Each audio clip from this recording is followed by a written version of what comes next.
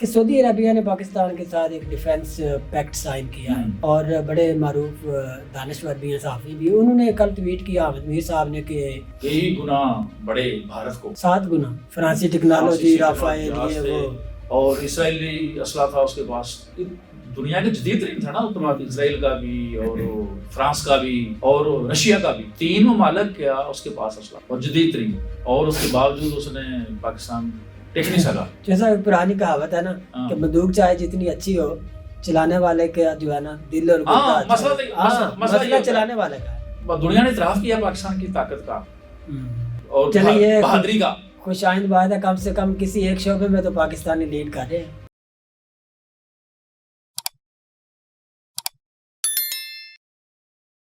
سامعین ناظرین، آپ دیکھ رہے ہیں QC TV، میں ہوں کاشف جوید، ہمارے ساتھ موجود ہیں سینئر صحافی اور مصنف استاد چوہی صاحب۔ ان سے یہ جانتے ہیں کہ صدر ڈونلڈ ٹرمپ جو ہے انہوں نے حال ہی میں انگلینڈ کا وزٹ کیا اور وہاں پہ ایک بار پھر صحافیوں سے سوالات جواب کے سیشن میں انہوں نے کہا کہ ہم بگرام ایئر بیس واپس لیں گے، اور اپنی الیکشن کمپین میں بھی بارہا وہ یہ کہتے رہے ہیں۔ ان سے یہ جانتے ہیں کہ امریکہ کے لیے بگرام ایئر بیس اتنی اہم کیوں ہے، اور اس سارے سلسلے کے ساتھ ساتھ پاکستان جو ہے وہ ایک ملٹری پاور کے طور پہ ابھر کر سامنے آیا ہے، اور سعودی عربیہ نے پاکستان کے ساتھ ایک پیکٹ سائن کیا ہے۔ اب یہ دیکھنا ہے کہ اور کون کون سے ممالک اس لائن میں کھڑے ہیں جو پاکستان کی ملٹری سروسز لینا چاہتے ہیں۔ السلام علیکم استاد صاحب، پہلے تو یہ بتائیے کہ یہ دوسری بات پہلے ڈسکس کر لیتے ہیں کہ سعودی عربیہ نے پاکستان کے ساتھ ایک ڈیفینس پیکٹ سائن کیا ہے اور بڑے معروف دانشور بھی ہیں، صحافی بھی، انہوں نے کل ٹویٹ کیا احمد میر صاحب نے کہ عنقریب 2 اور ممالک بھی یہ سروسز لیں گے۔ تو آپ کو مطلب بطور ایک صحافی کیا لگتا ہے کہ یہ پاکستان اس دنیا کے نقشے پہ ایز اے ملٹری پاور بن کے ابھر رہا ہے؟ ہاں، اس میں تو کوئی شک نہیں کہ پاکستان نے ایک اپنے سے کئی گنا بڑے بھارت کو 7 گنا 7 گنا بھارت کو ناکو چنے چبا دیے، تارے دکھا دیے، دن میں تارے دکھانا اس کو کہتے ہیں۔ اور ان کے پاس جو جدید ترین اس کے پاس اسلحہ تھا اور فرانسی ٹیکنالوجی رافائل یہ وہ اور اسرائیلی اسلحہ تھا اس کے پاس، دنیا کے جدید ترین تھا نا اتنا، اسرائیل کا بھی اور فرانس کا بھی اور رشیا کا بھی، 3 ممالک کیا اس کے پاس اسلحہ تھا اور جدید ترین، اور اس کے باوجود اس نے پاکستان سامنے ٹیک نہیں سکا۔ جیسا پرانی کہاوت ہے نا کہ بندوق چاہے جتنی اچھی ہو، چلانے والے کا جو ہے نا دل اور مسئلہ چلانے والے کا ہے، مسئلہ یہ ہوتا ہے۔ تو دنیا نے اعتراف کیا پاکستان کی طاقت کا اور بہادری کا۔ خوش آئند بات ہے، کم سے کم کسی ایک شعبے میں تو پاکستانی لیڈ کر رہے ہیں، کم بہادری کا پاکستان کے دنیا نے اعتراف کیا اور دنیا نے دیکھا، اور لوگوں نے تعریف کی ہے، تمام مالک نے پاکستان کی تعریف کی ہے کہ وہ اپنے سے اتنے بڑے طاقتور ملک کو انہوں نے صاحب یہی وجہ ہے کہ سعودی عربیہ نے پاکستان کے ساتھ پیکٹ سائن کیا۔ اور جب یہ نا ایک کاشف صاحب ایک زمینی حقائق ہیں اور یہ عالمی سچائی ہے کہ دنیا بہادروں کو اور طاقتوروں کو پسند کرتی ہے، کبھی بزدل کو کبھی کو پسند نہیں کرتا، کمزور کے اوپر تو کوئی تھوکتا بھی نہیں۔ اور دیکھیں نا وہ سعودی عرب کے ساتھ ہو گیا، اچھی بات ہوئی، اس کو ظاہر ہے اگر پاکستان انہیں خدمات دے رہا ہے تو ظاہر وہ پاکستان کو بھی تو کچھ آئے گا نا، مفت میں تو نہیں دے رہا ہے۔ چلو ادھر ہمارے پاس بھی پیسے پوسے آئیں گے، ریال آئیں گے، کوئی تیل سستا دے دیں گے، کوئی مل جائے گا۔ پھر اس وقت تمام مشرق وسطیٰ خطرے میں ہے، وہ تو پچھلے 2 ڈیکیڈ سے خطرہ میں رہا ہے، اب زیادہ ہے۔ نہیں اب دیکھیں، آپ کو پتا ہے چوہی صاحب کہ نیتن یاہو صاحب اپنی آخری جو ہے وہ اننگز کھیل رہے ہیں، کیونکہ ان کے اوپر جتنے کیسز چل رہے ہیں نا، اس کے بعد جب وہ پرائم منسٹر شپ سے اتریں گے تو وہ سیدھا جیل ہی جائیں گے۔ اب ان کے پاس جو ان کا ایک خواب تھا بہت بڑا گریٹر اسرائیل کا، اب وہ اس کی طرف بڑھ رہے ہیں اور امریکہ اس کا پورا ساتھ دے رہا ہے۔ رات کو آپ نے ان کے وزیر خزانہ کے شاید بیان سنا ہوگا، رات کو اس نے کہا تھا کہ ہم غزہ کو تقسیم کرنے کا جو فارمولا ہے نا، آپس میں تقسیم کرنے کا، نہیں، یہ میں آپ کو اور بات بتا رہا ہوں، یہ رات گئے، اچھا یہ اس کا ٹویٹ ہوا ہے، کس کا؟ وزیر خزانہ کا جو اسرائیل کا ہے، اسرائیل کا وزیر خزانہ کا ٹویٹ ہوا ہے، اس نے کہا کہ ہم نے جو غزہ کو آپس میں تقسیم کرنا ہے، اس نے لفظ آپس میں تقسیم کرنا ہے، وہ پورا فارمولا ٹرمپ کی میز پر پڑا ہوا ہے کہ ہمارا جنگوں میں جتنا اسلحہ خرچ ہوا ہے، جتنے اخراجات ہوئے ہیں، ہم اسی شرح سے غزہ کو آپس میں تقسیم کریں گے۔ یہ پروجیکٹ ہے کہ غزہ پر قبضہ کرنا ہے اچھا اور کچھ امریکہ کو دے دیں گے اور کچھ اسرائیل رکھ لے گا. اور وہ آج کل جو ان کی جو پلاننگ چل رہی ہے, جو فوجی طاقت چل رہی ہے, وہ چل رہی ہے کہ غزہ پر مکمل قبضہ کر لیجیے اور کچھ حصے پر وہ قبضہ کر چکے ہیں. اچھا ہاں, انہوں نے یہ ٹرمپ نے بھی ایک دفعہ کہا تھا کہ غزہ ہمارے والے کرو, ہم یہاں پر وہ پروجیکٹ بناتے ہیں, یہاں پر بلڈنگ بناتے ہیں. یہ معاملہ تو ہو رہا ہے. اور یہ جو گریٹر اسرائیل کی طرف وہ بڑھ رہا ہے نا, اس نے دیکھیں نے قطر کو بھی چیک کر لیا. قطر کی کیا کچھ بڑی جواب نہیں دے سکے. رات کو کیا کہا انہوں نے, رات کو ان کا لفظ ہے نا کہ ہاں وہ قانونی, یار یہ قانونی کارروائی کون سی یو این او میں قرارداد سبمٹ کرنے کے, مذمت کرنے کے وغیرہ وہی وہ پرانا وہ بیہودہ لطیفہ بابے والا کہ میں شکایت ہی لاؤں گا. جی جی بالکل. تو وہ یہ اب وہ دوسرے مالوں کو خطرہ ہے, وہ گریٹر اسرائیل کی طرف بڑھ رہے ہیں. ظاہر ہے وہ اب کیا کریں گے, خود تو وہ یہ عرب لڑ نہیں سکتا کیونکہ عرب تو اتنے, حالانکہ عرب لڑنے والی قوم تھی, اب وہ اتنے بزدل ہو گئے ہیں, عیاشی میں پڑ گئے. اب وہ پاکستان کی اور مالک خدمات لیں گے, یہ بالکل خبر ٹھیک ہے. لیکن اب وہاں تو چلو ہمیں عربوں سے دعائیں گے. ایک یہاں پہ جو میں مسکنسیپشن ہے اس کو دور کروانا چاہتا ہوں, وہ یہ ہے کہ کل سے میں نے فیس بک پہ کوئی ہزاروں کے حساب سے یہ پوسٹیں دیکھی ہیں, ٹویٹر پہ بھی, کہ پہلے تو جو ہے وہ اسرائیل پاکستان سے کوئی 5000 کلومیٹر کی دوری پہ تھا. اب چونکہ پاکستان کا سعودی عربیہ کے ساتھ معاہدہ ہو گیا ہے, تو لہذا جو یروشلم ہے وہ اپنا پاکستان سے تقریباً 300-400 کلومیٹر کی دوری پہ ہے. اس کا مطلب یہ تو نہیں ہے کہ پاکستان نے وہاں پہ جا کے اپنے ایٹمی بم نصب کر دی. نہیں یار, یہ تو مطلب یہ تو ایسے بچوں والی باتیں ہیں. پاکستان اسرائیل دور نہیں ہے. پاکستان کے تمام میزائل کی اتنی رینج ہے کہ وہ اسرائیل سے بھی پاکستان بیٹھ کے بھی ہم ان کا بندوبست کر سکتے ہیں, ایسی کوئی بات نہیں ہے. اچھا جو اہم بات ہے نا, چلو وہ تو ایک ہمارے برادر اسلامی مالک ہیں, چلو ہم وہاں جا رہے ہیں. اب جو مجھے نظر آ رہا ہے, ممکن ہے میں غلط بھی سوچ سکتا ہوں, یہ بگرام فوجی اڈے والا ہے.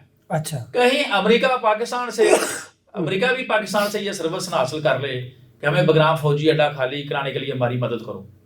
یہ ممکن ہے کیونکہ ٹرمپ, نہیں میری بات سنیں نا, ٹرمپ کا بگرام فوجی اڈے پہ دماغ اڑا ہوا ہے.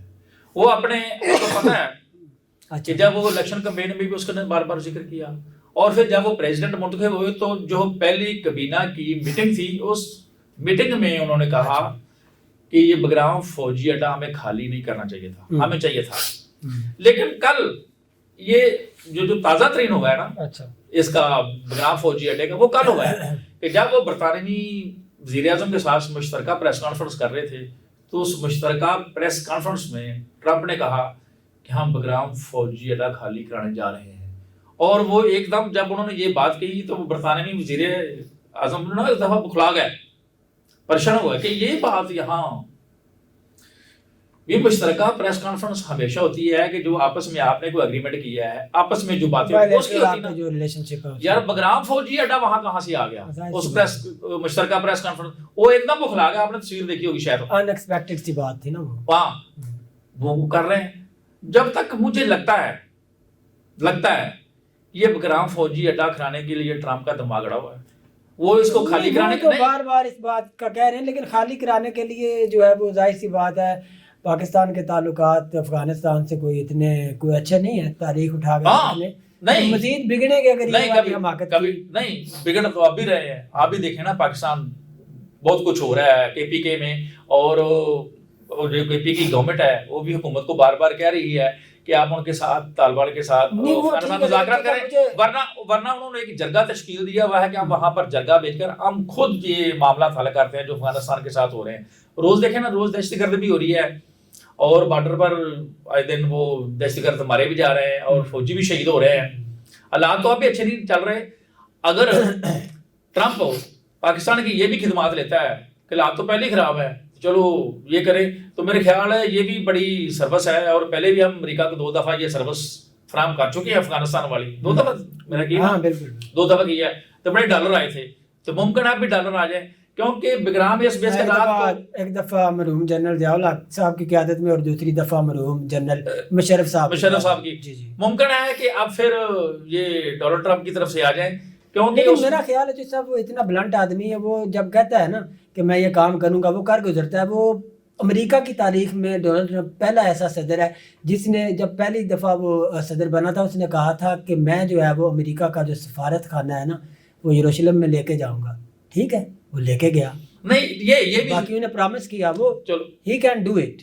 آپ میری بات کی تصدیق کر رہے ہیں, وہ ادھر ضرور پنگا لے گا گرام اور پاکستان کی خدمات حاصل کرے گا, کیونکہ پاکستان کے علاوہ یہاں تو کسی کی خدمات حاصل نہیں کر سکتا ہو سکتی, اور پاکستان کا ویسے بھی تجربہ ہے امریکہ کے ساتھ چلنے کا. مجھے ایک بات بتائیے, یہ ڈونلڈ ٹرمپ جو ہے وہ مسلمانوں کے خلاف ایک خاص طرح کا سینٹیمنٹ رکھتے ہیں. کل کی جو پریس کانفرنس تھی وہ میں نے سنی, اس میں ایک صحافی نے ایک سوال کیا کہ یہ جو اعلامیہ ہے اور یہ جو اپنا شاہی جو ہے وہ اپنا یہ دیا گیا کھانا دیا گیا, اس میں جو لندن کے میئر ہے صادق خان وہ کیوں شریک نہیں ہوئے؟ تو ڈونلڈ ٹرمپ آگے سے کہتا ہے I don't like this guy, he is a very nasty guy. مطلب اس کو کیا مسئلہ کیا ہے؟ یار اس کے مسئلوں کا نہیں پتا نہیں مجھے ایک ہلا ہوا آدمی نظر آتا ہے ایسے ہی بیٹھے بیٹھے وہ کسی کے خلاف شروع ہو جاتا ہے کہ فلاں آدمی مجھے پسند نہیں, فلاں آدمی مجھے پسند ہے ناپسند, اور بھی دنیا تیری پسند ناپسند پہ تو نہیں چل رہی یار, ایسے نہیں معاملات ہوتے. اچھا بگرام ایئر بیس کی میں بھی سوچتا تھا کہ اس کی اتنی اہمیت کیوں ہے. وہ ٹرمپ نے رات کو بتا دیا تھا نا, اس نے صحافی نے سوال کیا, اس نے کہا چائنا کے لیے بیٹھے ہوئے یہ چین جہاں جوہری ہتھیار بنا رہا ہے نا وہاں سے ہم صرف 1 گھنٹے کی مسافت پر ہیں. لیکن یہ تو انہوں نے ایگزیجریٹ کیا ہے, گھنٹے کی مسافت تو نہیں. اور اس کی یار میں نے اس کا آج وہ اس کی تحقیق کی تھوڑی سی بگرام ایئر بیس کی, یہ امریکہ کے لیے بھی بہت اچھا ہے. یہاں پر 3 امریکی صدر George W Bush, Barack Obama, Donald Trump, یہ تینوں اس کا وزٹ کر چکے ہیں, اور بائیڈن بھی اس کا وزٹ کر چکا ہے جب وہ نیب صدر تھا.